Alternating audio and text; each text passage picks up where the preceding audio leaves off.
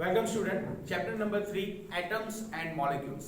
Last topic के अंदर हमने देखा डाल्टन्स एटॉमिक थियरी, यानी कि डाल्टन्स ने एटम्स के बारे में क्या बताया था। सो डाल्टन्स ने जो थियरी बताया था उसके अंदर उन्होंने बताया था कि जो मास होता है उसे हम क्रिएट भी नहीं कर सकते, डिस्ट्रॉय भी नहीं कर सकते, law of conservation of mass, law of constant proportion. उन्होंने बताया कि जब कोई केमिकल रिएक्शन होता है, जब मॉलिक्यूल फॉर्म होता है, दो एलिमेंट्स कंबाइन होते हैं तो यहाँ पर दोनों का मास सेम रहता है, यानी कि जो दो एलिमेंट एक दूसरे के साथ कंबाइन हुए हैं उसका मास सेम रहता है। लेकिन यहाँ पर उनके कुछ ड्रॉबैक्स थे, यानी कि यहाँ पर कुछ ड्रॉबैक्स होने के कारण उनकी जो थियरी थी, डाल्टन्स एटॉमिक थियरी थी, उसमें थोड़े चेंजेस किए गए, उसमें थोड़े बदलाव किए गए। तो स्टूडेंट यहाँ पर आज हम पढ़ेंगे drawbacks of Dalton's atomic theory, यानी कि उनके लिमिटेशंस क्या थी, उनके ड्रॉबैक्स क्या थे। तो हम यहाँ पर जो एटम होता है, डाल्टन ने हमें बताया, डाल्टन ने ये बताया कि जो मैटर होता है उसका स्मॉलेस्ट पार्टिकल को हम एटम बोलते थे, लेकिन ऐसा नहीं है। एक्चुअली जो बेसिक फंडामेंटल जो पार्टिकल्स होते हैं एटम के अंदर वो है इलेक्ट्रॉन, प्रोटॉन एंड न्यूट्रॉन। तो यहाँ पर स्टूडेंट आप देख सकते हो कि जो डाल्टन ने बताया था, डाल्टन ने बताया था मैटर का सबसे छोटा जो पार्टिकल होता है, इंडिविजिबल पार्टिकल जो होता है, जिसे हम फर्दर डिवाइड नहीं कर सकते, उसे हम एटम कहते हैं। लेकिन यहाँ पर एटम जो है उसके अंदर भी उनके फंडामेंटल पार्टिकल्स होते हैं और उसी फंडामेंटल पार्टिकल्स को हम बोलते हैं इलेक्ट्रॉन, प्रोटॉन एंड न्यूट्रॉन। तो स्टूडेंट यहाँ पर atom is no longer considered as the smallest invisible particle. This is because recent study have shown that atom is made up of still smaller particles called electron, protons and neutrons. तो student यहाँ पर हमें Dalton ने बताया था कि जो smallest particle होता है उसे हम एटम बोलते हैं, लेकिन उनका जो फर्दर स्टडी किया गया, आगे स्टडी किया गया, तो पार्टिकल्स जो थे स्मॉलेस्ट पार्टिकल, वो फंडामेंटल पार्टिकल हम जिसे बोलते हैं वो है इलेक्ट्रॉन, प्रोटॉन एंड न्यूट्रॉन। तो यहाँ पर कुछ ड्रॉबैक्स थे डाल्टन के। देन फिर से एक बार, atom is no longer considered as the smallest indivisible particle. Atom जो है वो स्मॉलेस्ट पार्टिकल, हमने ऐसा, डाल्टन ने हमें ऐसा बोला था, लेकिन ऐसा नहीं। फर्दर स्टडी करने पर पता चला कि एटम के अंदर भी उसके फंडामेंटल पार्टिकल होते हैं और उसी फंडामेंटल पार्टिकल को हम बुलाते हैं इलेक्ट्रॉन, प्रोटॉन एंड न्यूट्रॉन। तो ये तीन जो उनके स्मॉलेस्ट पार्टिकल होते हैं वो एटम के अंदर होते हैं। तो स्टूडेंट यहाँ पर फिर से एक बार, atom is no longer consider as the smallest invisible particle, यानी कि यहाँ पर उन्होंने बताया था कि जो एटम है वो सबसे छोटा पार्टिकल है, वो इनविजिबल है, जिससे हम फर्दर डिवाइड नहीं कर सकते। लेकिन ऐसा नहीं होता। यहाँ पर हमें बताया गया, this is because recent study have shown that atom is made up of, यानी कि एटम जो होता है उसके अंदर इलेक्ट्रॉन, प्रोटॉन एंड न्यूट्रॉन होता है। इलेक्ट्रॉन होता है जो नेगेटिव चार्ज देता है, प्रोटॉन पॉजिटिव चार्ज देता है, न्यूट्रॉन न्यूट्रल होता है। तो स्टूडेंट एटम के अंदर भी स्मॉलेस्ट पार्टिकल होते हैं, उसी को हम बोलते हैं, जो स्मॉलेस्ट पार्टिकल है उसे ही हम कहते हैं इलेक्ट्रॉन, प्रोटॉन एंड न्यूट्रॉन। तो स्टूडेंट यहाँ पर, this is because recent studies have shown that atom is made up of, यानी कि एटम जो होता है वो इलेक्ट्रॉन, प्रोटॉन और न्यूट्रॉन से बना हुआ होता है। यहाँ पर हमें बताया गया made up of still smaller particle, उससे भी स्मॉल पार्टिकल जो होते हैं उसे हम बोलते हैं electron, proton and neutron. Then atom of the same element, हमें डाल्टन ने बताया था जो सेम एलिमेंट होते हैं उन दोनों का मास सेम रहता है, ऐसा हमें डाल्टन ने बताया था। लेकिन मैंने आपको आइसोटोप्स के बारे में बताया था। What is isotopes? तो मैंने बताया था जिनके एटॉमिक नंबर सेम रहते हैं लेकिन मास नंबर डिफरेंट रहते हैं। जिनके एटॉमिक नंबर जो होते हैं वो सेम रहते हैं लेकिन मास नंबर होते हैं वो डिफरेंट होते हैं, उसे ही हम बोलते हैं आइसोटोप्स। तो यहाँ पर हमने, डाल्टन ने बताया था कि जब दो एलिमेंट केमिकली रिएक्ट होते हैं तो उन दोनों का मास सेम रहता है, प्रॉपर्टी सेम रहती है, लेकिन यहाँ पर ऐसा नहीं हुआ। फर्दर स्टडी करने पर यहाँ पर ऐसा बताया गया, atoms of the same element, यानी कि atoms of the same element, oxygen और ऑक्सीजन, कार्बन और कार्बन, नाइट्रोजन और नाइट्रोजन, सेम एलिमेंट की बात कर रहे हैं यहाँ पर।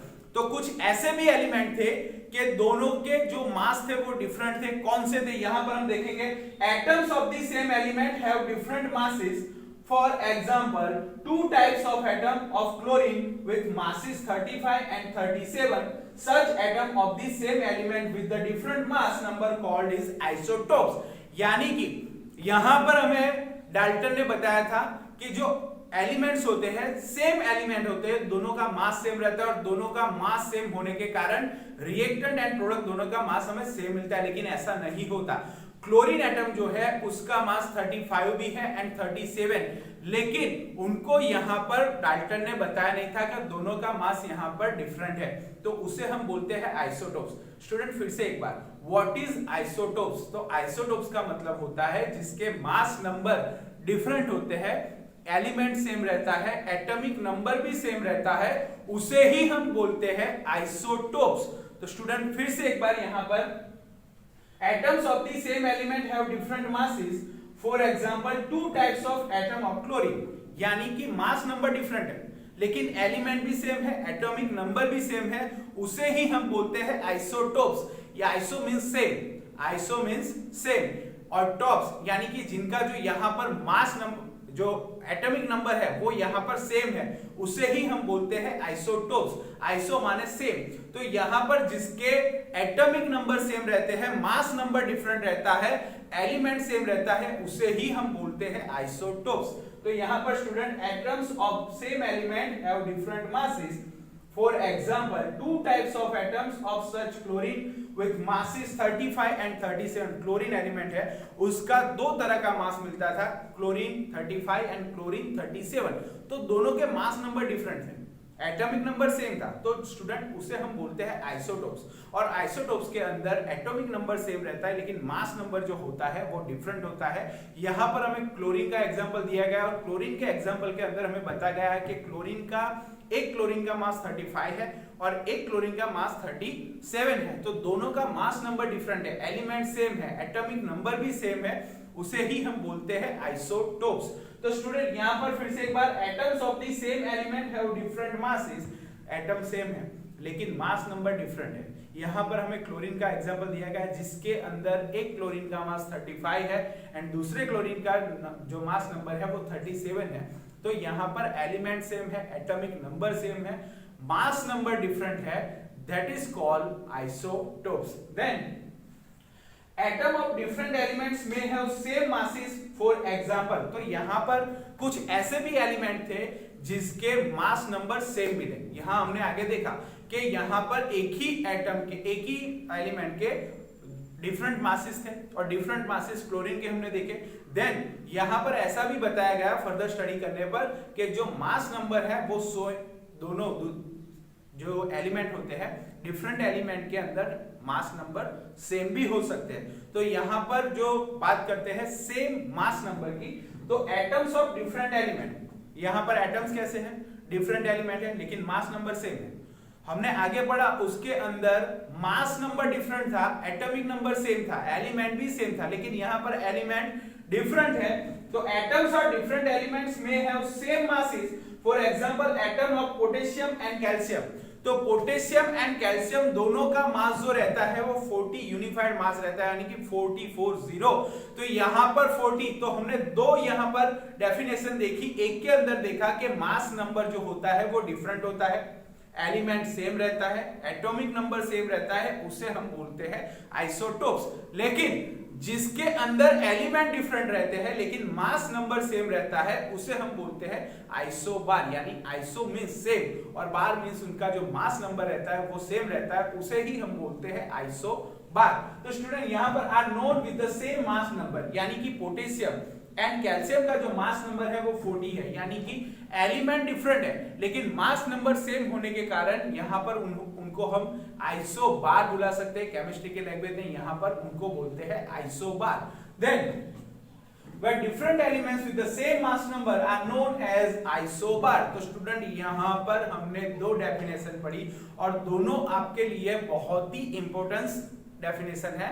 फिर से एक बार मैं आपको यहां पर बताता हूं, आइसोटोप्स, आइसोटोप्स का मतलब होता है एलिमेंट सेम रहता है, मास नंबर डिफरेंट रहता है, एटॉमिक नंबर सेम रहता है, उसे हम बोलते हैं आइसोटोप्स। लेकिन एलिमेंट डिफरेंट रहते हैं लेकिन मास नंबर सेम रहता है, एटॉमिक नंबर डिफरेंट रहता है उसे हम बोलते हैं आइसोबार। यानी कि जिस एलिमेंट के अंदर, यानी कि दो डिफरेंट एलिमेंट के अंदर मास नंबर अगर चेंज रहेगा तो उसे हम, मास नंबर सेम रहेगा तो उसे हम बोलेंगे आइसोबार, और जिसके अंदर मास नंबर डिफरेंट रहेगा उसे हम बोलेंगे सेम एलिमेंट लेकिन मास नंबर जो है वो डिफरेंट रहेगा, उसे बोलेंगे आइसोटोप्स। तो स्टूडेंट फिर से एक बार यहां पर आइसोबार्स जो होते हैं उसके अंदर मास नंबर सेम रहता है। Substance made up of the same kind of atom may have different properties. For example, तो यहाँ पर डाल्टन ने हमें बताया था कि जो सेम नंबर एलिमेंट्स होते हैं उनकी यहाँ पर प्रॉपर्टीज भी सेम रहती है, लेकिन यहाँ पर उनके जो लिमिटेशंस थी उनके अंदर देखा गया कि जो सेम एलिमेंट होते हैं उससे जो कंपाउंड फॉर्म रहते हैं उनकी प्रॉपर्टीज यहाँ पर डिफरेंट होती है। कार्बन के यहाँ पर एलोट्रॉप्स फॉर्म होते हैं, जिसके मतलब एलोट्रॉप्स मींस जो एक ही कार्बन से ही बना हुआ कंपाउंड होता है उसे हम बोलते हैं एलोट्रॉप्स ऑफ कार्बन। तो एलोट्रॉप्स ऑफ कार्बन के अंदर स्टूडेंट यहाँ पर उनके 3 एलोट्रॉप्स है, डायमंड, ग्रेफाइट, बकमिनिस्टर, फुलरिन, चारकोल। तो ये सारे जो उनके एलोट्रॉप्स है उनके अंदर जो कार्बन से बने हुए डायमंड था, ग्रेफाइट था, चारकोल था, तो इन तीनों के अंदर जो प्रॉपर्टीज थी वो डिफरेंट थी।